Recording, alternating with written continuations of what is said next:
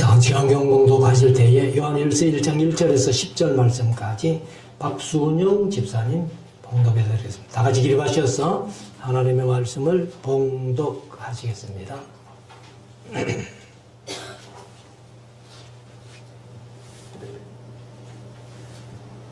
태초부터 있는 생명의 말씀에 관하여는 우리가 들은 바요 눈으로 본 바요 주목하고 우리 손으로 만진 바라. 이 생명이 나타내신 바 된지라.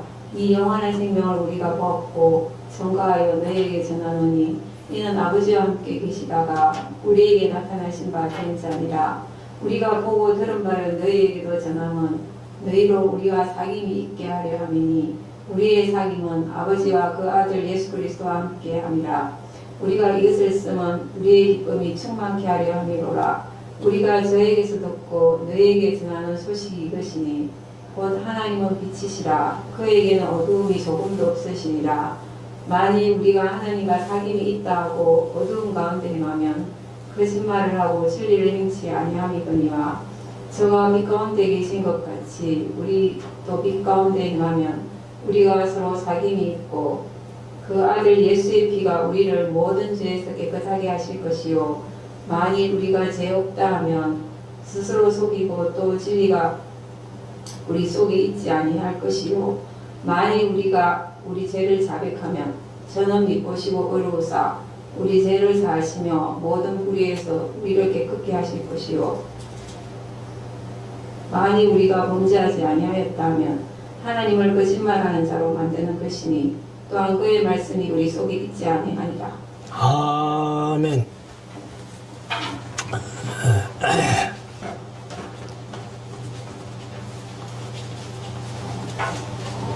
이제 우리 말씀을 묵상하는 시간인데요.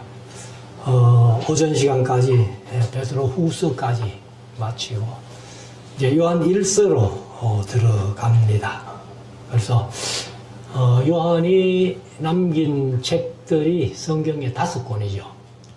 요한복음, 요한 1, 2, 3서, 그 다음에 계시록 이렇게 하는데 이미 요한복음은 우리가 복음서 할 때 묵상을 했고 그리고 이제 요한 1, 2, 3서 하면은 유다서가 중간에 끼기는 했습니다만은 그 다음에 요한 계시록을 우리가 하게 되면은 66권이 끝납니다.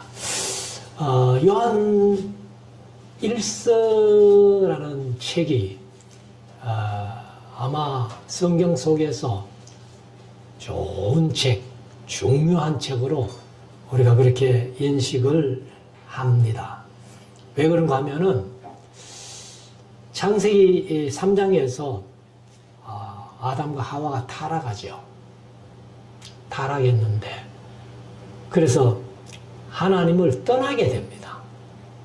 그래서 정령 죽으리라 말씀하신 대로 우리 인간들이 다 죽은 상태. 그래서 하나님과의 교제가 끊어진 상태. 그 다음에 두 번째는 창세기 4장에서 가인이 아벨을 돌로 쳐 죽임으로 말미암아서 형제 간의 교제가 끊어졌어요. 그러면 인간이 하나님으로부터 창조함 받아가지고 하나님과의 교제도 끊어지고 그 다음에 사람이 태어나서 이제 형제들이 같이 사는 삶 속에서 형제와의 교제도 끊어졌다는 거예요. 그런데 그 하나님과의 끊어진 교제, 형제와의 끊어진 교제를 요한 1서에서 이어주는 얘기를 합니다. 그래서 이 요한 1서가 아주 중요한 책이라는 거예요. 그래서 하나님과의 바른 관계에 들어가고 또 형제들 간의 바른 관계에 들어가는 이것이 얼마나 중요합니까? 또 형제와의 교제도 회복되는 것을 이제 요한 1서에서 얘기를 하고 있습니다. 그래서 우리가 이제 이 성경 66권 중에서 아마 차원이 제일 높다고 할 수 있는 책이 요한 1서예요. 그래서 최고의 경지에까지 올라간 것이 아니냐 이렇게 할 수가 있습니다. 그렇지만 우리가 이제 요한 1서를 뭐 보통 이렇게 읽어봐도 뭐 다른 성경하고 뭐 별 차이 없네 이렇게 느낄 수가 있겠죠. 그러나 우리가 이제 다시 한번 이 요한 1서를 잘 차근차근 읽어보시면은 아마 다른 책보다는 훨씬 차원이 높은, 그래서 하나님과의 교제 회복, 그 다음에 사람과의 교제 회복, 형제과의 교제 회복을 얘기를 하는 것입니다. 그래서 우리가 이제 이 하나님과의 교제가 끊어진 것이 죄악 때문에 그렇고, 그 다음에 형제와의 교제가 끊어진 것도 죄로 말미암아 그렇게 된 거예요. 그래서 사실은 이제 가인이 아벨을 쳐 죽인 것은 마귀가 이제 가인에게 들어가서 아벨을 쳐 죽인 것으로 그렇게 해서 유다서에는 이제 그 가인의 길을 가지 마라 이렇게 말씀하고도 있습니다만은, 우리가 사실 이제 이 세상을 살아가면서 항상 주의할 것이 있는데, 그것이 뭔가 하면은 사람과 사이에 인간이 살아가는 삶 속에 내가 오해하고 있는 것이 없는지. 그래서 항상 이제 오해가 이 불씨를 낳는 거예요. 그래서 우리가 이제 말씀을 오해하면요, 작게 이 오해하면 작은 이단이 되고, 크게 오해하면 큰 이단이 됩니다. 그래서 지금 이단들이 왜 생기느냐? 말씀을 오해해서 그래요. 그래서 베드로서를 우리가 이제 묵상을 했습니다만은, 사사로이도 풀지 말고, 이제 3장에서 오전 시간에 말씀드렸지만 억지로 풀지 말라는 거예요. 비비 꽈서 그렇게 풀지 말라는 겁니다. 그렇기 때문에 우리가 항상 하나님의 말씀은 기록된 원목적 그를 생각해야 돼요. 자칫 잘못하면은 내 마음대로 해석하는 거예요. 내 생각대로 해석하는 거예요. 그러면은 그게 이제 잘못될 수가 있다는 겁니다. 그래서 우리가 이제 이 세상 살아가면서 참 아주 중요한 것이 뭐냐면은 하나님과의 교제를 회복하는 것. 우리는 이미 회복되어서 하나님의 자녀라는 일컬음을 받게 된 자들이기 때문에, 그러나 아직도 세상에 많은 사람들이 하나님과의 교제가 회복이 안 되어서 하나님을 모르고 죄악의 길로, 지옥의 길로 살아가고 있다는 것입니다. 그래서 우리가 이제 이 신앙도 하나님의 말씀을 좇아서 이 하나님과 사람과의 코드가 맞아야 돼요. 코드가 맞다는 것이 뭐냐 하면은 하나님의 뜻대로, 기록된 목적대로 말씀을 보고 있다는 것입니다. 그래서 우리가 같은 말씀이지만은 어떤 분들 그런 얘기를 해요. 아이고, 하나님의 말씀은 뭐 이렇게 해석할 수도 있고 저렇게 해석할 수도 있고. 저도 옛날에 좀 그런 얘기를 했어요. 그런데 보는 사람마다 이렇게 해석하고 저렇게 해석한다면은 하나님의 기록된 원목적은 얘기를 안 한다는 거죠. 그래서 우리가 하나님의 말씀을 보고 뭔가 차이가 있다고 생각하면은 우리가 마주 앉아가지고, 그래, 당신 생각은 이렇고 내 생각은 이런데 하나님의 기록된 원목적을 우리가 한번 허심탄회하게 얘기해보자 하고 얘기를 해서 찾아가야 된다는 거예요. 우리 동기들이 뭐 지금도 목요일날 이렇게 모입니다만은 그 모이는 사람들 중에서 많이 세상을 떠났어요, 지금. 전에는 한 번 모이면은 보통 뭐 한 15명씩 이렇게 모여요. 9명, 10명. 그렇지 않으면 뭐 한 7, 8명 이렇게 모이는 거예요. 그래서 이렇게 숫자를 보니까 세상 떠난 사람들이 벌써 꽤나 돼요. 그 이제 거기에서는 우리가 어떤 성경적인 주제가 하나 나오면은 뭐 그냥 막말하면서 토론을 합니다. 그 토론을 실컷 해놓고는 그러면 우리가 서로 다른 견해의 이 문제를 어떻게 갈 것이냐. 그래서 이제 그냥 대충 정리를 해서 그럼 우리가 이렇게 가는 것이 좋겠다. 이렇게 결론 짓고 그렇게 헤어진 일이 많은데 아무튼 이제 이 요한 사도가 쓴 이 서신들을 볼 때에 사람들이 대충 습관적으로 예수님의 12제자 중에 베드로가 수제자다.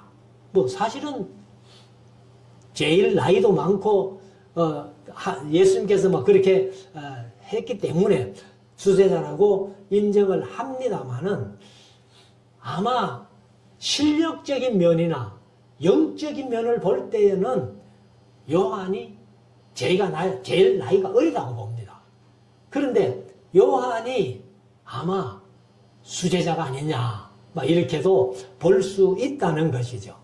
그래서 이 요한이 쓴 것은 요한복음도 다른 공관복음 마태, 마가, 누가복음하고 완전히 차이 나는 수준이 차이가 나는 그런 기록이 있고 그 다음에 요한 1서도 그렇고 뭐 2서, 3서는 그냥 통보하는 형식으로 그래서 서신서 분류할 때에 통보 서신이다 이렇게 했고 그리고 이제 요한 계시록은 그야말로 종말론을 완전히 이렇게 정리해 놓은 그래서 요한 계시록을 하지 않으면 종말론은 얘기를 못 하는 거예요. 근데 제가 이제 강의하면서 가끔 그런 말씀 드렸습니다만은 많은 분들이 다니엘서를 가지고 종말하는 분이 많아요. 근데 다니엘서는 아무리 봐도 종말론 할 책은 아니다. 12장에 가서 조금 뭐 이렇게 종말에 대한 견해가 나오지만은 그러나 종말론 할 만큼의 어떤 책은 아니다. 근데 또 요한계시록은 많은 분들이 어렵다고 아예 요한계시록 하지도 않는 분들이 많아요. 그래서 요한계시록을 안 하면은요, 이 종말을 살아가는 우리 성도들이 어떻게 살아야 될까, 어떻게 신앙생활해야 될까, 이런 것들을 전혀 알지를 못하는 것입니다. 그럼 요한 1서가 이제 쓰여진 시기를 본다면은 아마도 AD 90년 이후가 아니겠나. 그래서 뭐 정확하지는 않습니다만은 많은 학자들이 90년에서 100년 사이에 쓰여졌다. 이렇게 얘기하는 사람들도 있고, 어떤 분들은 85년부터 90년 사이에 쓰여졌다. 그리고 또 어떤 분들은 95년에서 100년 사이에 쓰여졌다. 막 이렇게 얘기를 하는 사람들이 있습니다만은, 예루살렘이 AD 70년에 망하잖아요.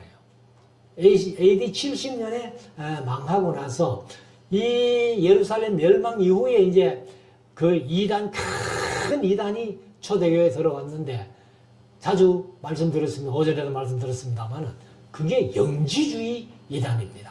그래서 영주주의 이단이 교회를 어지럽힐 때에 요한만, 12사도 중에 요한만 생겨내서 이 영지주의를 맞서고 영지주의에 휘둘리는 많은 성도들에게 말씀으로 바로 세워주는 그런 일들이 있었다는 겁니다. 그래서 우리가 오늘날도 사실 한국 교회가요, 빠르게 변질이 되고 있어요. 큰 교회부터 시작해가지고, 큰 교회는 뭐 무조건 외국에 가서 외국 사상을 배워와서 이렇게 하는데, 외국이라고 다 좋은 건 아니에요. 미국 같은 데서는 얼마나 이단들이 하고 또 세계적으로 전파되는지 모릅니다. 그래서 우리는 사실 이제 몰몬교를 이단으로 정죄하고 있습니다만은 미국에서는 몰몬교회는 이단으로 정죄는 안 해요. 그리고 또 우리는 안식교를, 제7일 안식일 예수 재림교회를 안식교를 이단으로 정교했는데 미국에서는 안식교도 이단으로 정교 안 합니다. 그런 걸 보면은 이 미국 교회가 모든 것을 수용하는 폭이 넓은 어떤 그런 것으로 받아들일지 모릅니다만은 잘못된 것은 분명히 잘못된 거예요. 몰몬교나 안식교나 하는 것들이. 그래서 우리가 한국 교회라고 다 좋은 건 아니다. 큰 교회라고 다 바르게 하는 건 아니다. 그래서 우리가 비록 작은 교회지만은 우리는 말씀 붙들고 신앙을 바로 세워가는 것이, 이것이 이 마지막 때를 살아가는 저와 여러분들에게 가장 중요한 일이다 하는 것을 한번 마음속에 새겨볼 수 있기를 원합니다. 그래서 이제 요한이 사실은 요한 1서가 참 사랑에 대해서 말씀하신 것이다 이렇게 말씀드렸습니다. 참 믿음에 대해서는 야고보서가, 참 소망에 대해서는 베드로전서가, 참 사랑에 대해서는 요한 1서가 이렇게 얘기를 하고 있는데, 그럼 요한 1서의 그 참 사랑이란 무엇이냐 했을 때 공부하면서 한 7가지 정도 제가 말씀드렸습니다만은, 첫째는 빛의 열매로서의 사랑. 빛의 열매로서의 사랑. 그래서 사랑한다고 하면은 어떤 열매가 맺혀야 된다는 거죠. 근데 열매도 아무 열매나 맺히는 게 아니고 빛의 열매. 그래서 빛은 곧 예수님이죠. 요한복음 1장 1절에 1장부터 나오는 쭉. 그래서 요한 빛의 열매로서의 사랑. 그 열매도 예수님의 열매가 맺혀져야 돼요. 그 다음에 두 번째는 진리 안에서 사랑. 그러니까 세상에 사랑이란 얘기를 얼마나 많이 해요. 그래서 아마 세상 살아가면서 큰 주제 중에 하나가 사랑이죠. 그런데 그 사랑은 인간적인 사랑이 들어가고 그렇습니다만은, 여기 참 사랑은 뭐냐면 진리 안에서 사랑한다는 거예요. 진리 안에서. 그래서 우리가 사람들을 얼마든지 사랑할 수 있죠. 그런데 진리 안에서 사랑하는 이것이 참 사랑이라고 얘기를 합니다. 그리고 이제 하나님 사랑과 형제 사랑. 하나님을 사랑한다면은 형제를 사랑해야 된다는 거예요. 그래서 하나님을 사랑한다고 하는 사람이 형제를 사랑하지 못하면 그것은 거짓말하는 자라고 그렇게 요한은 말씀을 합니다. 그 다음 네 번째는 부끄러움과 두려움이 없는 사랑. 부끄러움과 두려움이 없는 사랑이 참 사랑입니다. 그 다음에 이제 다섯 번째, 행함과 진실함으로 열매 맺는 사랑. 행함과 진실함으로 열매 맺는 사랑. 그리고 여섯 번째는 심판에도 담대하게 하는 사랑. 그러니까 우리가 말씀 안에서, 하나님 안에서, 예수님 안에서 사랑하는 것은 심판도 이긴다는 거예요. 그리고 이제 마지막 7번째는 계명을 지키는 사랑. 우리가 예수님을 사랑한다고 하는 것은 내게 나타나는 현상이 무엇이냐? 계명을 사랑하는 게 예수님 사랑하는 거예요. 하나님 사랑한다는 것이 내게 나타나는 현상이 뭐냐? 말씀을 사랑하는 거예요. 그래서 내가 말씀을 사랑하면 하나님도 사랑하고, 내가 말씀을 사랑하면 예수님도 사랑하는 겁니다. 그래서 이런 사랑을 우리가 한번 생각해 보면서 오늘 본문을 이제 1절부터 10절까지 한 장을 다 읽었습니다. 그래서 이제 1장 10절까지밖에 없는데 2장을 같이 좀 할까 이렇게 생각을 하다가 이 서론적으로 이제 좀 말씀을 많이 드려야 될 것 같아서 1장만 1절부터 10절까지만 오후에 말씀을 드리겠습니다. 1절 있는 생명의 말씀에 관하여는, 태초부터 있는 생명의 말씀에 관하여는, 요한복음 1장 1절은 태초에 말씀이 계시니라. 이 말씀이 하나님과 함께 계셨으니 이 말씀은 곧 하나님이시라. 여기서 이제 말씀이 뭐냐면은 로고스예요. 로고스. 요한복음 1장 1절에 나타난 말씀 로고스. 여기도 생명의 말씀이 로고스예요. 바로 생명의 말씀이 누군가 하면은 예수님입니다. 그래서 생명의 말씀에 관하여는 우리가 들은 바요, 눈으로 본 바요, 주목하고 우리 손으로 만진 바라. 이렇게 얘기를 합니다. 그래서 이제 요한 1서가 사실은 잘 번역이 됐어요. 요한이 이제 이 생명의 말씀에 관하여는 하고 생명의 말씀이 바로 예수님인데 그 예수님을 우리가 들었다는 게 일단 그래서 선지자들이 끊임없이 예언한 주제가 뭡니까? 메시아가 와야 되겠다. 그래서 끊임없이 듣고 그 다음에 두 번째는 성육신에서 오셨을 때에 요한이 직접 봤다는 거예요. 그리고 볼 뿐만 아니라 주목하고 우리 손으로 만져도 봤다는 거예요.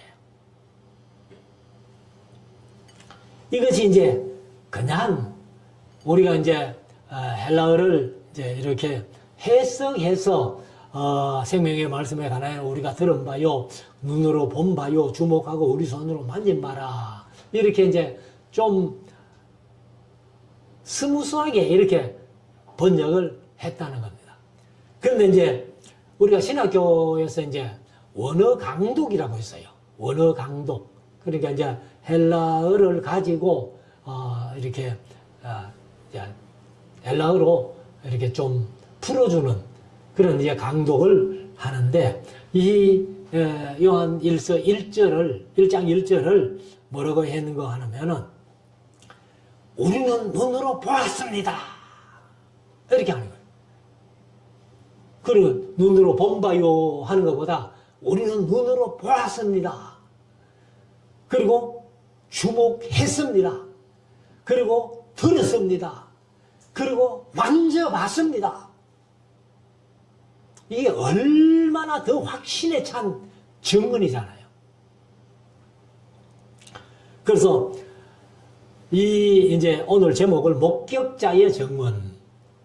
눈으로 본 자가, 주목하여 본 자가 증언하는데 우리는 들었습니다. 우리는 보았습니다. 우리는 손으로 만져봤습니다. 이보다 더 확실한 증거는 없잖아요. 그래서 우리가 이제 어떤 사람의 증거보다도 요한이 직접 목격하고 만져보고 들었던 이 예수님을 증거하는 이 놀라운 증거를 우리가 이제 요한일서를 통해서 듣는 겁니다. 그래서 우리가 이제 요한에게서 이 혼란스러운 시대의 어떤 사람들의 증언보다도 요한 사도의 증언이 아주 힘이 있기 때문에 그 당시 같으면은 이제 영지주의가 창궐하고 네로의 박해가 가해오고 할 때 하나님께서 요한을 이렇게 남겨놓으신 이유가 이것 때문에 그렇지 않겠나. 11사도가 다 순교를 당하고 세상에 있지 않아요. 근데 요한은 한 90살, 100살 되는 그때까지 세상에 남겨두신 것이 이렇게 확실한 증언을 하도록 이렇게 아마 하나님이 남겨두시지 않았는가. 그래서 우리 눈으로 보았고 우리 손으로 직접 만져보고 직접 들은 생명의 말씀이 있었습니다. 그래서 2절에 이 생명이 나타내신 바 된지라.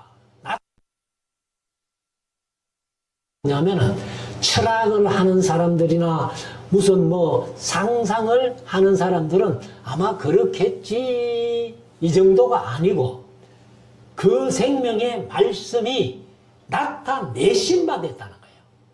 나타내신 바 된 게 뭐예요? 육체가 되어 오셨다는 거예요. 성육신하셨다는 거예요. 그래서 이 생명의 말씀이 육체가 되어, 그래서 제가 자주 말씀드렸습니다만, 저도 옛날에는 막 육체를 입어 보통으로 얘기를 했어요. 그런데 영지주의를 알고 나니까요, 육체를 입어 소리를 못하겠어. 그래서 이제는 막 철저하게 육체가 되어, 육신이 되어, 이렇게 말씀을 드립니다만, 이 육체를 입어, 육신이 되어, 육신을 입어 하는 것은, 이것은 영지주의 비슷한 거예요. 그게 잘못된 거예요. 그래서 과거에는 뭐 저도 보통 육신을 입어, 육체를 입어라고 많이 말씀을 드렸는데, 이제 영지주의를 바로 알고 나니까 그 얘기를 못하겠어 가지고, 이제는 철저하게 육체가 되어, 육신이 되어, 이렇게 말씀을 하고 있습니다. 그래서 이 손으로 만졌고, 귀로 들었고, 그 다음에 눈으로 보았던 이 확실한 증거를 이제 요한을 통해서 하고 있습니다. 그래서 2절 하반절에 이 생명이 나타내신 바 된지라, 이 영원한 생명을 우리가 보았고 증거하여 너희에게 전하노니, 이는 아버지와 함께 계시다가 우리에게 나타내신 바 된 자니라. 그러면 나타내신 바 된 자, 바로 예수님이라는 거예요. 그래서 요한복음 1장 1절 아까도 말씀드렸습니다만은, 태초에 말씀이 계시니라, 이 말씀이 하나님과 함께 계셨으니 이 말씀은 곧 하나님이시라. 그래서 예수님이 하나님이시고, 골로새서에 보면 예수님이 바로 창조주라는 거예요. 하나님이 세상을, 우주 만물을 창조하실 때에 예수님도 그 창조에 동참했었다는 것을 말씀을 하고 있습니다. 3절, 우리가 보고 들은 바를 너희에게 전함은. 그러니까 우리가 뭐 막연하게 생각하는 어떤 그런 걸 너희에게 전하는 게 아니고, 우리가 보았고 들었고 만진 바를 너희에게 확실하게 전한다는 거예요. 이게 이제 확신이 찬 증언이죠, 사실. 그래서 계속 요한은 이제 힘있게 이렇게 증언을 하는데, 바로 목격자고 만져봤기 때문에 누가 뭐래도 우리는 부인할 수 없다, 이렇게 하죠. 그래서 우리가 보고 들은 바를 너희에게도 전함은 너희로 우리와 사귐이 있게 하려 함이니. 이 사귐이라는 것이 코이노니아입니다. 코이노니아, 교제한다는 거예요, 교제. 그런데 여기 이제 우리가 보고 들은 바를 이렇게 얘기를 하는데, 사실 여기 요한 1서에는 아마 가장 중요한 말씀이 우리라요, 우리. 그래서 요한 1서에 우리가 몇 번 나오는가 하면은, 막 강의할 때 제가 말씀을 자주 드렸습니다만, 몇 번이에요? 다 잊어버렸어요? 100번. 그래서 100번이 나오는데, 100번 중에서 1절부터 10절까지 1장에만 나오는 게 21번이에요. 그 제가 전에도 말씀드렸습니다. 강의하면서 말씀드렸습니다. 구소신학교 다닐 때, 구소신학교 그 강의를 하는데, 요한 1서를 이렇게 강의하면서, 요한 1서에 우리가 몇 번 나옵니까? 라고 물었더니만은, 전사를 근데 제가 이제 그 강의를 준비하면서 우리를 다 세봤어요. 검색해가지고, 프린트 해가지고, 이렇게 체크해가면서 1, 2, 3, 4 번호 적어가면서 다 체크해봤는데 99번이라. 그래서 전도사님이 100번입니다 하길래 나는 프린트해서 번호 매겨가면서 셌는데 99번이던데 이러니까 그 전도사님 또 하는 얘기가 뭐냐면은 그러면 목사님이 맞겠지요 뭐. 그래서 제가 그 얘기를 듣고는 집에 와서 그 프린터물을 꺼내가지고 다시 재봤어요. 다시 재봤는데 한 번이 빠진 거야. 그래, 그 다음에 가가지고 전도사님이 맞습니다. 내가 잘못했습니다. 하나 빠졌습니다. 이렇게 얘기를. 근데 사실 이제 세계 뭐 다른 언어들은 제가 잘 모릅니다만은 우리가 뭐 일반적으로 영어를 세계 공통어라고 얘기를 하는데 영어에는 우리라는 말을 잘 안 쓰잖아요. 그래서 우리라고 쓰면은 꼭 같이 있을 때 우리라고 쓰지. 근데 우리 한국 사람들은 전부 우리잖아. 그래서 아마 이 사도신경을 번역하던 그런 우리 할아버지들이 우리라고 번역하면은 안 되는 줄 알고 아마 영어식으로 번역한 것 같아요. 그래서 내가 나 하면서 전능하사 천지를 만드신 하나님을 아버지를 내가 믿사오며 내가라고 번역해요. 근데 우리는 한국 사람들은 우리라고 붙이지 말아야 될 때 우리를 붙이잖아요. 여러분들이 어떤 남자들이 자기 아내를 소개하면서 내 아내입니다 이렇게 소개합니까? 꼭 우리 마누라, 우리.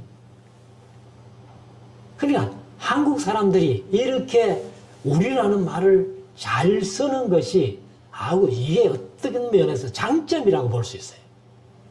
그래서 하나님도 우리라는 말을 참 좋아하시는 거예요. 그래서 사도 요한이 요한 1서 5장을 쓰는데 우리라는 말이 100번 들어가는 거예요. 그럼 평균 한 장에 20번씩. 그 1장 1절부터 10절까지밖에 안 되는데 21번이 들어간다고 말씀드렸어요. 그래서 참 우리가 우리라는 말이 얼마나 좋으냐. 그래서 우리라고 쓸 때 이게 코이노니아, 교제라는 겁니다. 회복이라는 겁니다. 그래서 우리 말씀사랑교회가 비록 뭐 큰 교회는 아니지만은 우리라는 개념으로 서로 한 마음 한 뜻이 되어서 신앙생활을 잘 할 수 있는 교회가 될 수 있기를 원합니다. 그래서 3절 다시 읽어보면 우리가 보고 들은 바를 너희에게도 전하면 너희도 우리와 사귐이 있게 하려 함이니 사귐이 헬라어로 코이노니아 교제가 있게 함이니 우리의 사귐은 아버지와 그 아들 예수 그리스도와 함께 함이라. 함께 함이라를 개역 개정은 더불어 누림이라 이렇게 번역했어요. 더불어 누린다는 거예요. 그러니까 우리 인간들만 우리가 아니고 우리 성도들이 우리라고 할 때는 거기에 하나님도 함께 하시고 예수님도 함께 하시는 우리. 이게 얼마나 중요한 교제냐가 말이죠. 그래서 사실 이제 세상에서 제일 큰 회가 있다면 뭐겠어요? 제일 큰 회가, 세상에서 제일 큰 회가 그게 교회입니다. 교회가 언어도 다르고 민족도 다르고 피부 색깔도 다르고 다 다르지만은 다 함께 우리라는. 그래서 그 교회의 회장님이 누구예요? 하나님이세요. 하나님이 우리 회장님이에요.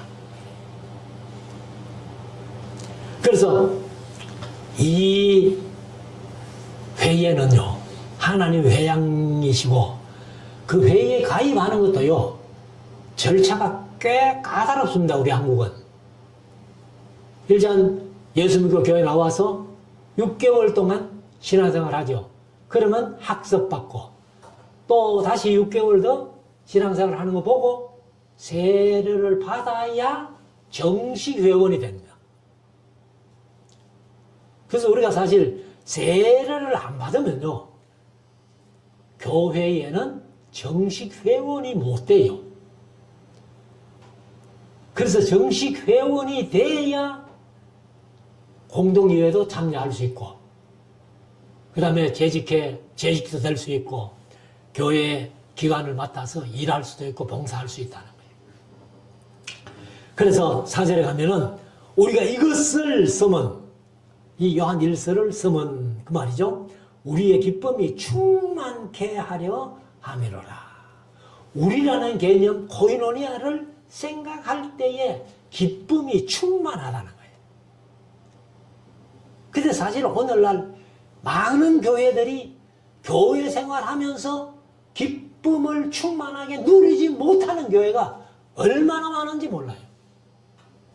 서로 싸우고 갈등하고, 그렇게 한다면 그건 교회가 아니에요. 근데 우리 한국 교회 목사님들은 한국 교회가 찢고 뽑고 사과야 교회가 갈라져가지고 부흥한다는 거예요. 그런 건 잘못된 거죠. 교회가 참 이렇게 함께 모여 신앙생활 하다가 좀 커지면은 좀 이렇게 분리해가지고 나눠주고 이렇게 성장해야 되지, 싸워서 갈라져가지고 부흥하는 거, 물론 하나님은 그렇게도 원하시는지는 모르겠습니다만은 그거는 좋은 현상은 아니다. 그래서 다시 4절, 우리가 이것을 쓰면 우리의 기쁨이 충만케 하려 함이로라. 그래서 교회 생활은 기쁨이 충만한 생활이어야 된다. 이렇게 말씀을 드립니다. 5절, 우리가 저에게서 듣고 너희에게 전하는 소식이 이것이니. 그러면 저가 누굴까요? 그 예수님이죠. 생명이신 예수님. 예수님으로부터 요한이 들었잖아요. 듣고 너희에게 예수님의 말씀을 전하는데, 전하는 소식이 이것이니 곧 하나님은 빛이시라. 근데 요한복음 1장에는 하나님이 빛이시면서 예수님도 빛이시죠. 그저 빛이 세상에 왔을 때에 어두움이 그 빛을 알지 못했다, 이렇게 표현을 하고 있잖아요. 그래서 이 소식 중에 제일 좋은 소식이 뭐냐 하면은 하나님이 빛이시라는 거예요. 그래서 하나님은 빛이시라. 그에게는, 하나님께는 어두움이 조금도 없으시니라. 그럼 나중에 새하늘과 새 땅, 천국에 가면은 밤이 있어요, 없어요? 밤이 없어요. 왜? 하나님이 빛이시고 예수님이 빛이시기 때문에 등불도 필요 없고 햇빛도 필요 없고 어두움은 절대로 없는. 그럼 우리가 천국 가서 걱정되는 게 있죠. 밤이 없으면 잠은 언제 자노? 아마 천국에 가서 잠잘 사람 있을까? 부활체는 잠 안 자도 될 것 같아요. 자, 그래서 어두움이 조금도 없으시는데 6절, 만일 우리가 하나님과 사귐이 있다, 하나님과 교제하면서 사귐이 있다 하고 어두운 가운데 행하면 거짓말을 하고 진리를 행치 아니함이니와. 그럼 하나님을 회장으로 모시고 있는 우리 회원들이 교회에 소속 행하면 안 된다는 겁니다. 어두운 가운데 행하는 게 뭐예요? 밤에 다니는 거? 아니죠. 말씀에 어긋난 짓 하는, 하나님이 싫어하는 짓 하는, 그것이 어두움에 행하는 거예요. 그래서 우리 교회 회원들은 하나님을 회장님으로 모시고 세상 살아갈 때에 절대로 진리에 어긋나는, 말씀에 어긋나는 행동은 하면 안 된다. 그래서 7절에 저가 빛 가운데 계신 것 같이, 하나님이 빛 가운데 계신 것 같이 우리도 빛 가운데 행하면 우리가 서로 사귐이 있고 그 아들 예수의 피가 우리를 모든 죄에서 깨끗하게 하실 것이요. 우리가 전에는 어두움에 행했지만은 하나님께로 돌아와서 하나님을 믿고 예수 그리스도를 믿고 세례를 받고 그렇게 이제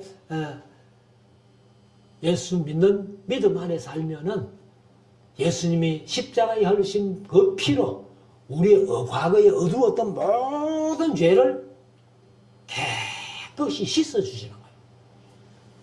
제가 늘 강조해서 말씀드렸습니다만은 요한계시록 20장 백보자 심판에 심판대 위에 책 두 권 놓였는데 행위록과 생명록.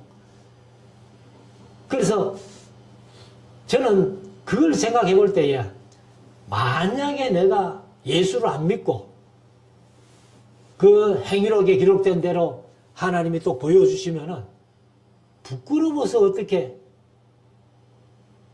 거기서는 부끄러워 해봐야 별 수 없죠. 이미 지옥 갈 사람들이니까. 근데 우리가 예수 그리스도를 믿고 하나님의 자녀가 되니까 우리 모든 죄를 사해 주실 뿐 아니라 뭐도 안 하신다? 기억도 안 하신다. 이 말씀이 얼마나 좋은지 몰라요. 하나님 앞에 설 때에 하나님이 야, 네 옛날에 이랬지, 네 옛날에 이랬지 하면은 그 앞에서 부끄러워 얼굴 뜰 사람이 누가 있겠어요? 근데 하나님은 기억도 안 하신다는 거예요. 그래서 우리가 사실 이제 교회 생활 속에서 중요한 것이 세례, 그리고 세례 받은 사람은 구원. 이렇게. 그냥 세례 못 받았다고 해서 구원 못 받는 건 아니에요. 그렇지만은 교회 생활을 온전히 하려면은 정식 회원이 돼야 되는 거예요. 회원의 자격이 세례예요. 자, 8절. 만일 우리가 죄 없다 하면 스스로 속이고 또 진리가 우리 속에 있지 아니할 것이요. 우리가 죄 없는 사람 없죠. 의인은 없나니 하나도 없는데. 근데 우리가 내가 무슨 죄가 있어? 하는 사람은 자신을 속인다는 거예요. 그리고 그렇게 말하는 사람은 진리가 그 속에 없다는 거예요. 진리가 없으니까 자기가 죄 있는 줄도 모르지. 진리가 들어가면 다 자기가 죄인임을 깨닫게 되는 겁니다. 그래서 9절에 가면 만일 우리가 우리 죄를 자백하면, 그러니까 이제 자백한다는 말은 죄가 있다는 것을 전제로 하는 거죠. 그래서 우리 죄를 자백하면 저는 하나님과 예수님은 믿으시고, 믿으시다는 말은 피스토스인데 믿을 만하다 그 말이야. 신뢰할 만하다, 신임할 만하다 하는 그런 뜻인데, 믿으시고 의로우사 우리 죄를 사하시며 모든 불의에서 우리를 깨끗게 하실 것이요. 아무리 죄가 많은 죄인이라도 그 죄를 모사해 줄 예수님의 피는 없어요. 근데 안 돌아와서 문제지, 돌아오기만 하면 어떤 세상의 죄라도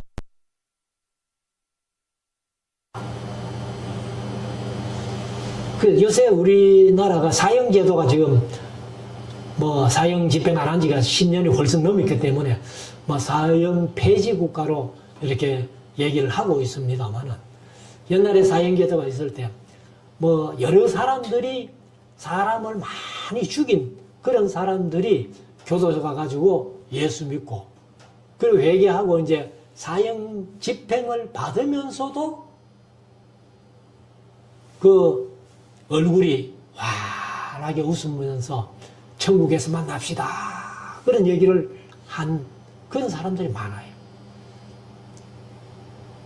그 사람 중에 그 시간이 꽤 오래됐습니다만은 고재봉이라는 사람이 도끼로 사람을 몇 사람이나 죽였죠.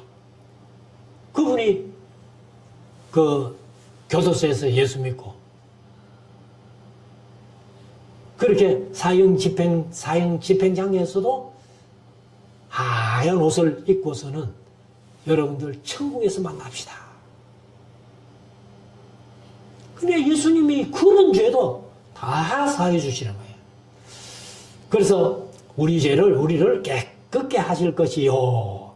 마지막 10절 만일 우리가 범죄하지 아니하였다 하면 뭐 죄 없는 사람은 진리가 그 속에 없고 자신을 속이는 사람이라고 했는데 우리가 범죄하지 아니하였다 하면 하나님을 거짓말한 자로 만드는 것이니 우리가 죄 없다 하면 하나님은 거짓말쟁이 돼야 되는 거예요.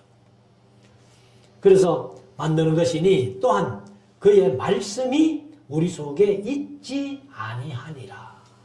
그럼 하나님의 말씀이 우리 속에 들어가면은 죄인임을 스스로 깨닫게 되는 거예요. 그리고 죄인이기 때문에 예수님께서 피 흘려주신 그 피를 믿음으로 그 죄가 사해지고 그리고 또 조금 전에 말씀드렸는데 하나님은 기억도 안 하시고 하나님의 자녀 삼아주신다는 거예요. 이것이 바로 하나님의 은혜예요. 그래서 영지주의자들이 이렇게 죄는 없다. 원죄는 없다. 이렇게 했다는 거예요. 그 당시에. 그리고 이제 자주 말씀드려왔습니다만은 이 어떤 욕망을 채우기 위해서는 그것을 한번 많이 해버리면은 그게 욕망이 없어질 것이다. 그래서 그렇게 채우는 것은 죄가 아니다. 그것도 거짓말이잖아요. 그래서 우리가 이런 이제 잘못된 그 당시에는 영지주의 이단들이 이제 득세를 하고 많은 성도들을 미혹하는 그런 유혹하는 그런 입장에서 사도 요한이 이제 영지주의를 견해하면서 이렇게 견제하면서 이런 말씀을 쓰는 거예요. 그래서 오늘날도 이단들이 많이 우리에게 엄습해 오고 있습니다만은 우리가 확실한 이 진리의 말씀을 붙들 때에 우리는 얼마든지 이단을 이길 수 있고 마귀를 이길 수 있고 죄악을 이길 수 있다는 거예요. 우리 모두가 이런 말씀이 내 속에 있으므로 항상 승리의 삶을 살아가는 우리 모두가 될 수 있기를 주의 이름으로 축원합니다. 기도드리겠습니다.